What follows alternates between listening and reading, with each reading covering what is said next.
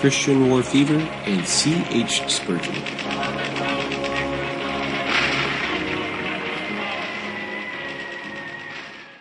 The Anarcho-Christian Podcast, evaluating the relationship between the Christian and the state. Give us a king to rule us when you're gone. His life's work had been to help the people understand it's not the role of a man to rule over other men.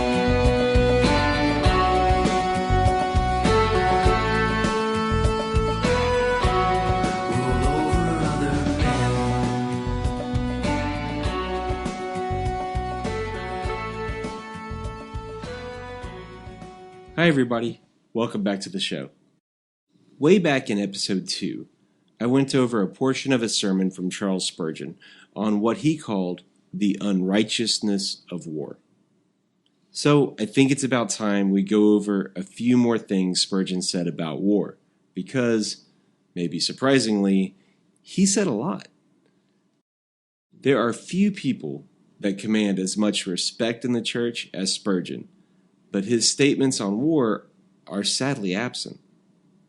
Thankfully, however, Laurence Vance has compiled a ton of Spurgeon's statements, as well as a thorough biography, in his article War Fever, which was later included in his book Christianity and War. I will include links to both in the show notes, as well as episode 2, Spurgeon and the Unrighteousness of War.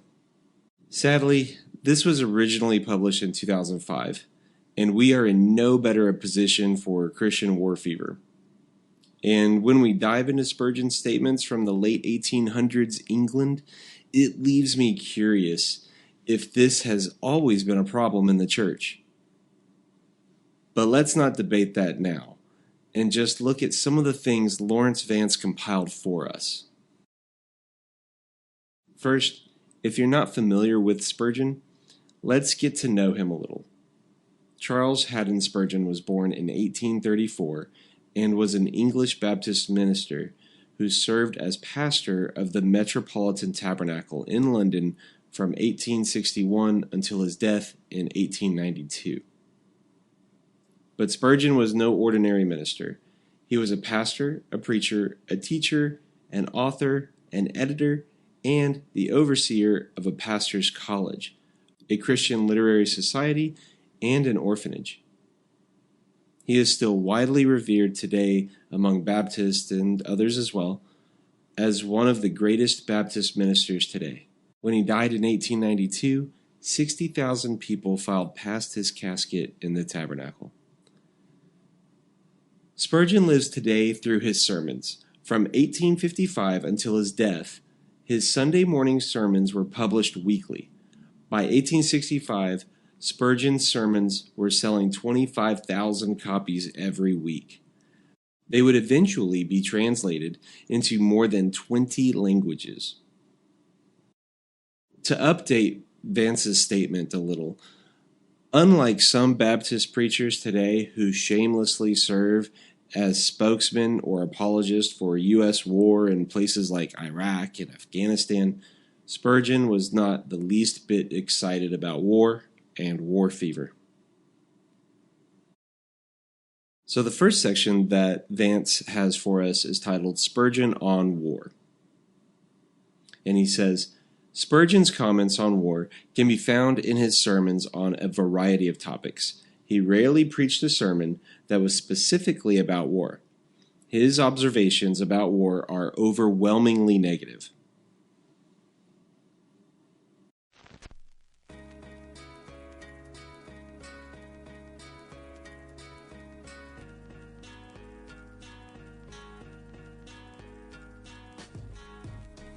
From India's Ills and England's Sorrows, September 6th, 1857, Spurgeon says, "Long have I held that war is an enormous crime.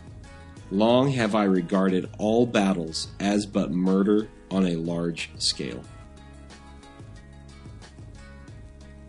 From The God of Peace, November 4th, 1855, he says, "So combustible are the materials of which this great world is made, that I am ever apprehensive of war. I do not account it wonderful that one nation should strive against another. I account it far more wonderful that they are not at arms. From The Cry of the Heathen, April 25th, 1858. There is yet one more point, which I must mention here, in which the gospel is the best help to man. We must remember today that there are districts of the earth where the ground is yet red with blood. There are sad portions of our globe that, as yet, must have the name of Aceldama, the field of gore. There are spots where the horse hoof is splashed with blood, where the very carcasses of men are the food of ravens and of jackals. The mounds of Balaclava are as yet scarcely green, and the spots where the rest of the relics of our own murdered sisters and brothers are not covered with the memorial stone. War has ravaged whole districts. Even in these late times, the dogs of war are not yet muzzled. Oh, what shall we do to put an end to war? Mars, where is the chain that shall bind thee like Prometheus to the rock? How shall we imprison thee forever, thou cruel Moloch? How shall we forever chain thee? Behold, here is the great chain, that which one day is to bind the great serpent. It has the blood-red links of love. The gospel of Jesus Christ, the crucified one, shall yet hush the clarion of war and break the battle bow in sunder.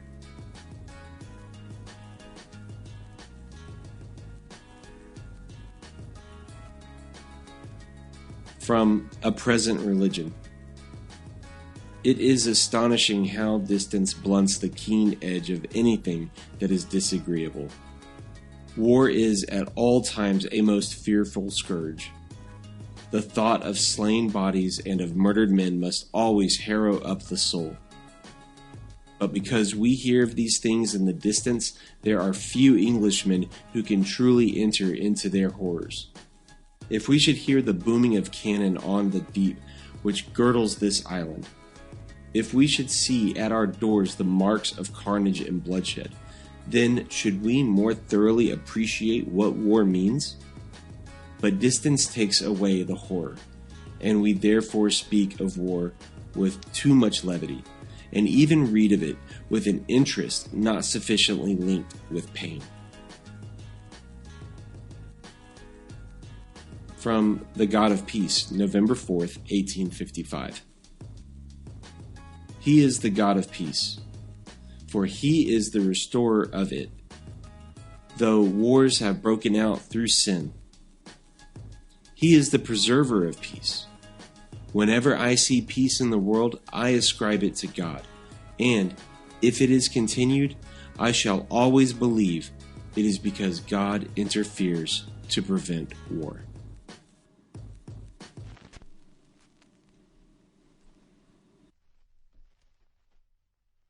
Vance also singled out some statements from Spurgeon about imperialism, which should really hit home for us in the U.S. today.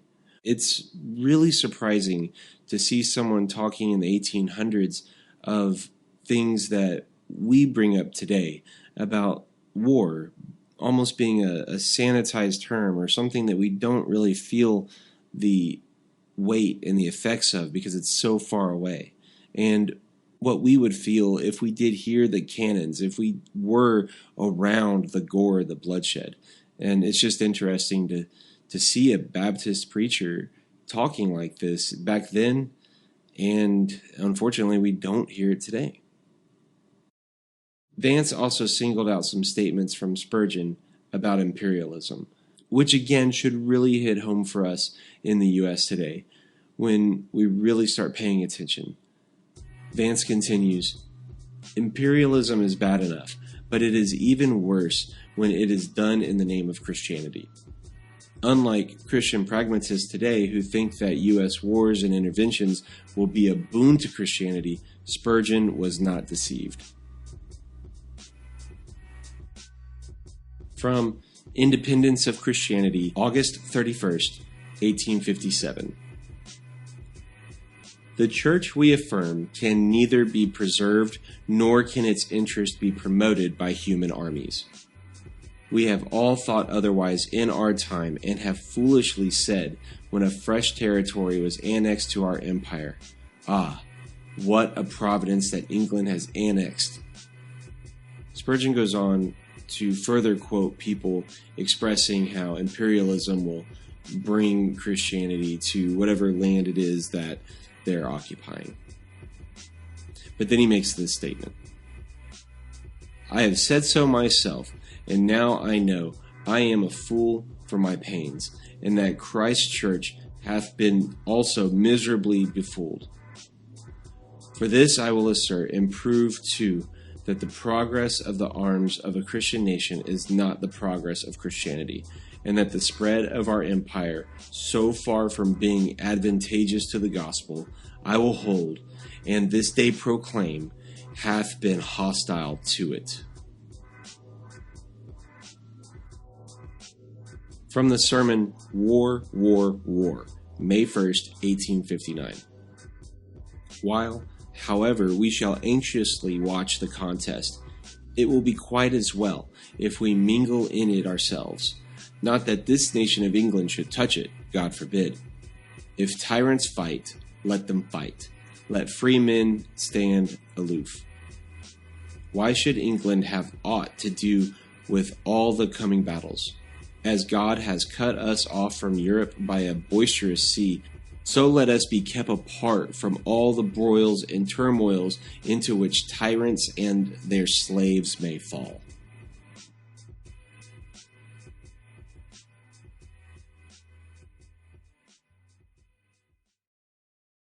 The next section is titled Spurgeon on Christianity and War. Vance tells us, "If there is anyone who should be opposed to strife and bloodshed, it is man that names the name of Christ." Spurgeon considered the spirit of war to be absolutely foreign to the spirit of Christianity.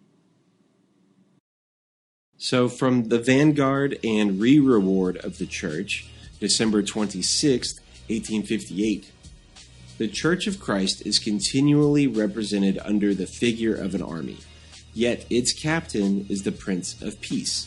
Its object is the establishment of peace, and its soldiers are men of a peaceful disposition. The spirit of war is at the extremely opposite point to the spirit of the gospel. From the Desolations of the Lord, the Consolation of His Saints, April 28, 1858. "Far be it from us to lay the blood of men at God's door. Let us not for one moment be guilty of any thought that the sin and the iniquity which have brought war into the world is of God." From Jesus, Blessing and All Blessed, February 1st, 1891. What saves us from war at this moment? What influence is it that is always contrary to war and always cries for peace? Why, it is the Christian element among us which counts anything better than bloodshed.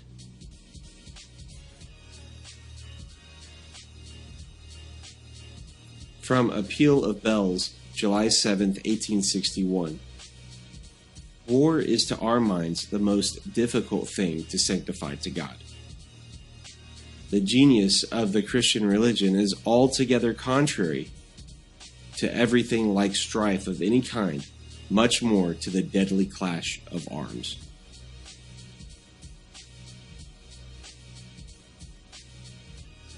From Joy Born at Bethlehem, December 24th, 1871.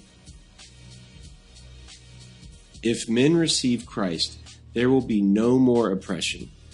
The true Christian does to others as he would that they should do to him. But there is no more contention of classes, nor grinding of the faces of the poor. Slavery must go down where Christianity rules. And mark you, if Romanism be once destroyed, and pure Christianity shall govern all nations, war itself must come to an end. For if there be anything which this book denounces and counts the hugest of all crimes, it is the crime of war. Put up thy sword into thy sheath, for hath not he said, Thou shalt not kill? And he meant not that it was a sin to kill one, but a glory to kill 1,000,000. But he meant that bloodshed on the smallest or largest scale was sinful. Let Christ govern, and men shall break the bow, and cut the spear in sunder, and burn the chariot in fire. It is joy to all nations that Christ is born, the Prince of Peace, the King who rules in righteousness.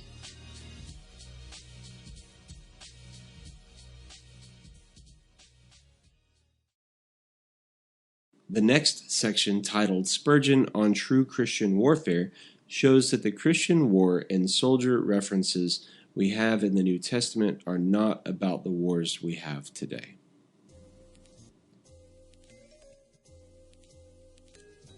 From the War of Truth, January 11th, 1857, the Christian soldier hath no gun and no sword, for he fighteth not with men. It is with spiritual wickedness in high places that he fights, and with other principalities and powers than with those that sit on thrones and hold scepters in their hands. I have marked, however, that some Christian men, and it is a feeling to which all of us are prone, are very apt to make Christ's war a war of flesh and blood, instead of a war with wrong and spiritual wickedness.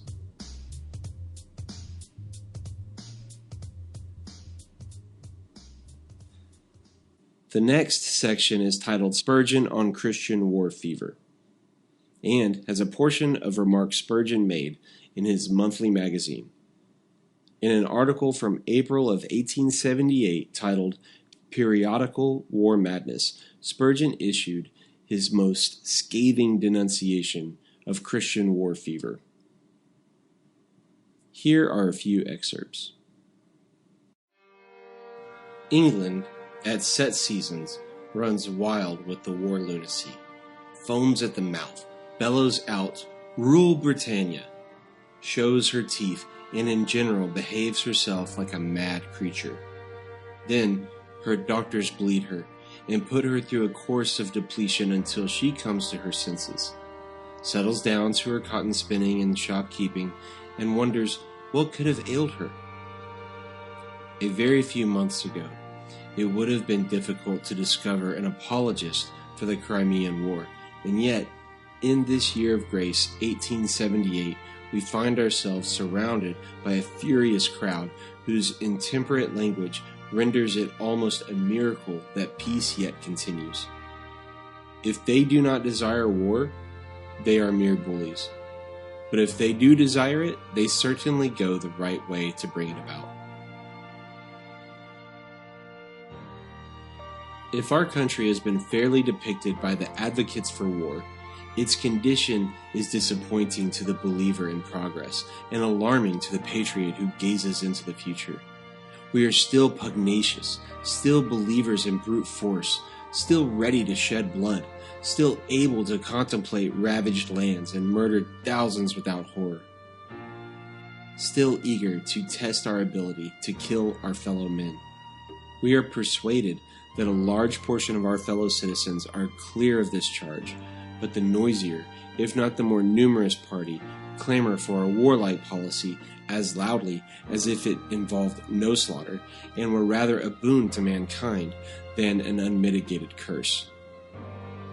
A mysterious argument founded upon the protection of certain mythical British interests is set up as an excuse, but the fact is that the national bulldog wants to fix its teeth into somebody's leg, and growls because he does not quite see how to do it.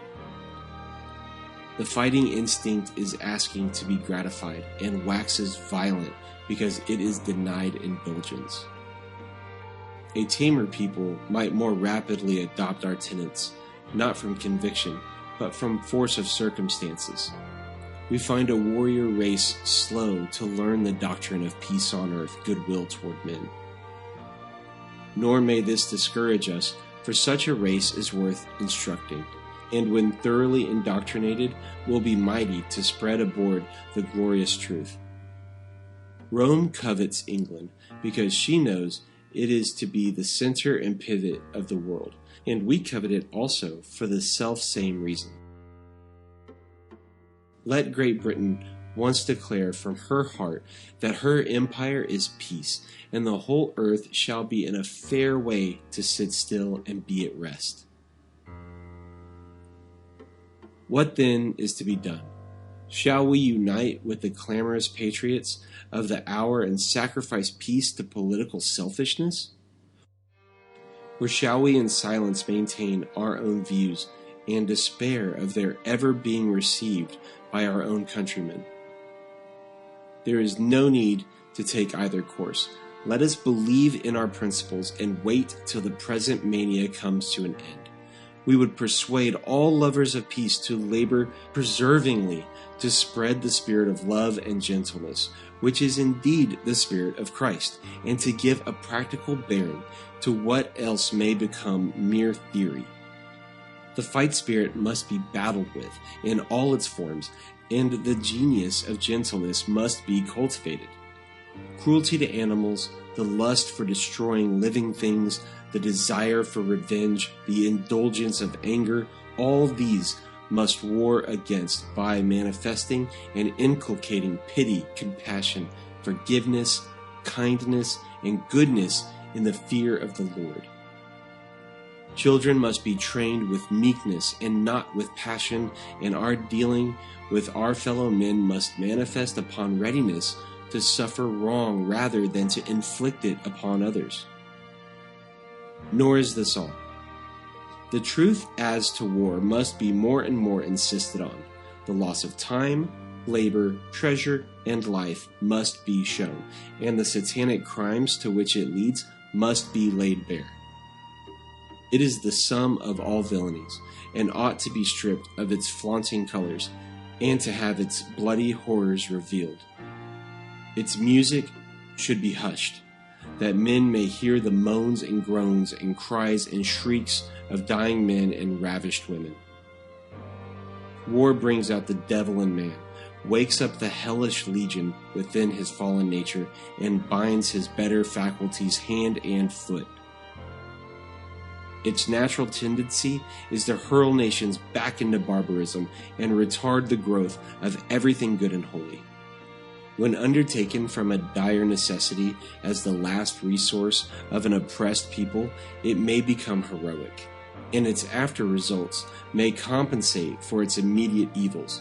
But war wantonly undertaken for self-interest, ambition, or wounded pride is evil, only evil, and that continually. Peace teaching, which is but another name of practical gospel teaching, must be incessant, line upon line, precept upon precept, here a little and there a little. Thou shalt love thy neighbor as thyself must resound from our pulpits and be practiced in our homes. Let us love one another, for love is of God, must be more in our hearts and lives. Above all, we must evangelize the masses, carry the truth of the loving God to their homes, preach Jesus and his dying love in the streets, and gather men to his fold. All soul-saving work is a blow at the war spirit.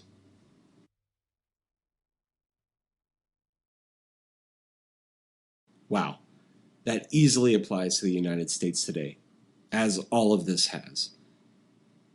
The world's current great empire, set on using war with the church's blessing to secure its interests, and it has a timeless message for the Christian. Spread the spirit of love and gentleness, which is indeed the spirit of Christ, and to give a practical bearing to what else may become mere theory. Spurgeon's message to love peace and hate war could not be more clear. Where is this in the church today? Sadly, it is not the primary and clear message from the church. It is up to us, dear listener, to spread this message. If not to the aging populace sick with war fever, at least to our children, the next generation, so that they will be inoculated against it. Laurence Vance has done a phenomenal job compiling all these quotes and portions from Spurgeon's sermons.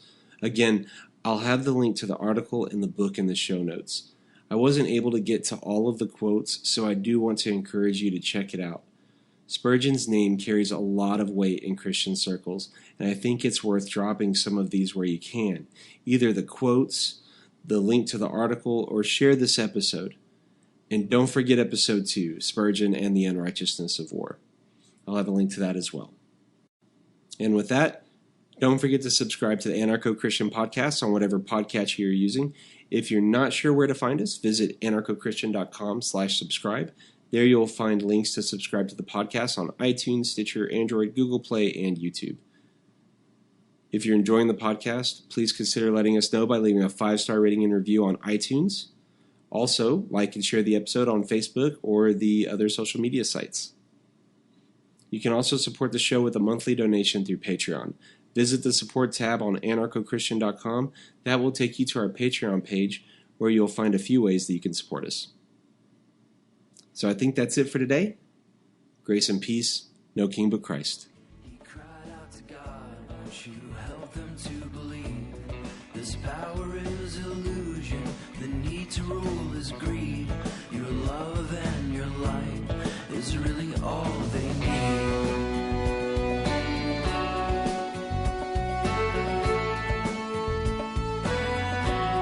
It's really all we need.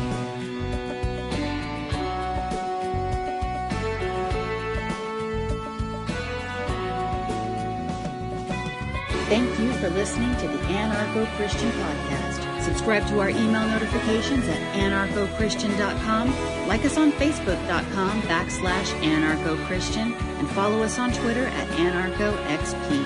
Subscribe to our podcast and YouTube to join us next time as we continue to evaluate the relationship between the Christian and the state. No king but Christ.